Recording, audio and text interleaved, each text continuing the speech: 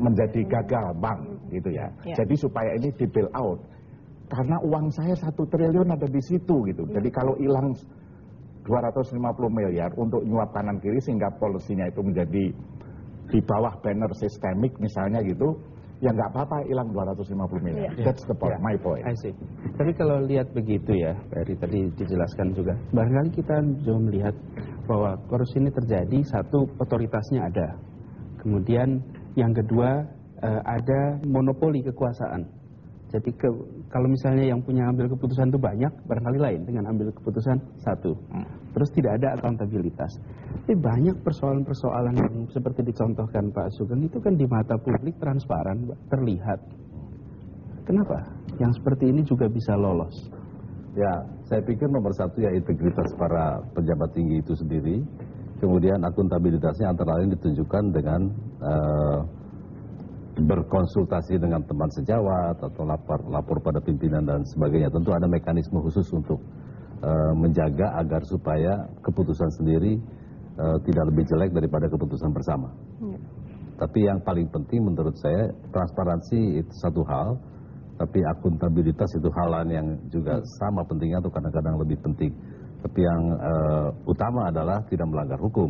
Ya harus ingat bahwa apa yang dilakukannya itu tidak melanggar hukum. Dengan kata lain, korupsi itu harus dilakukan oleh banyak orang, Pak Eri, supaya aman dan luput dari pengawasan. Pada umumnya korupsi gitu memang dikategorikan sebagai organized crime. Organized crime artinya kejahatan yang terorganisir, artinya dilakukan oleh lebih dari satu orang. Namun kenapa kalau kita lihat di pemberitaan dan bahkan sudah kejadian-kejadian sebelumnya, orang yang didakwa sebagai koruptor jarang yang berjamaah begitu Pak. Kadang-kadang satu saja yang didakwa sebagai koruptor. Jadi kalau Anda lihat pasti selalu ada pasangannya. Kalau tidak satu orang penyelenggara negara, satu orang lain lagi pengusaha. Selalu seperti itu. It takes two to tango. Tidak mungkin ada orang menerima. Pejabat negaranya tidak mungkin sendiri juga Pak Eri. Kenapa yang ditangkap hanya satu orang begitu? Dalam beberapa kasus ada yang beberapa orang, dalam beberapa kasus ada yang hanya satu orang. Dalam beberapa kasus orang lainnya itu mungkin hanya menerima saja, tapi tidak melakukan atau tidak ikut merancang korupsinya itu. Karena yang paling berat hukumannya adalah mereka yang merancang. Jadi bahasa hukumnya itu intellectual dader.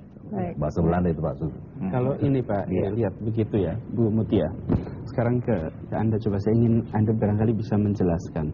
Seorang pejabat yang terlibat di dalam sebuah praktek korupsi dengan pengusaha tentu akan mengalami akumulasi kekayaan yang jauh lebih tinggi daripada yang normal.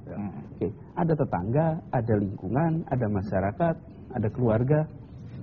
Apa yang sebenarnya terjadi di bangsa ini dengan korupsi begitu merajalela, orang-orang memiliki pejabatan tinggi, kaya raya, dan kenyataannya what is happening? Silakan. Kalau misalnya terjadi katakanlah tahun 55 gitu, gimana katakan kita masih jujur semua, berlaku seperti itu kan kaget kita, komunitas kita, masyarakat kita. Tapi ini kan melakukan suatu proses.